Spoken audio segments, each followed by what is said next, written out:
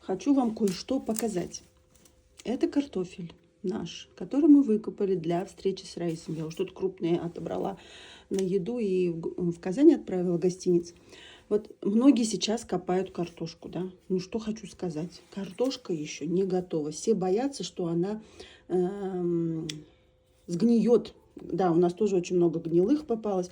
Но смотрите, картошка еще не готова.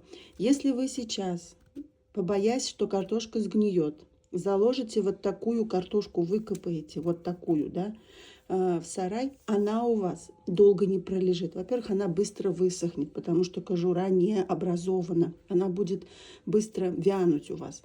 Потом она может, видите, кожура не образована, и из-за того, что вот эти при сборе, при урожае, когда вы собираете, какие-то будут такие повреждения, и вот это из-за того, что кожура не плотная, заходит повреждение, и начинает отсюда уже инфекция поступать уже на воздухе.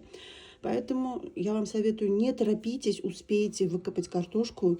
Все, что для вас, ваш ризык насып булайкен, будет от Аллаха вам дано, вы получите. Поэтому я вам советую не торопиться.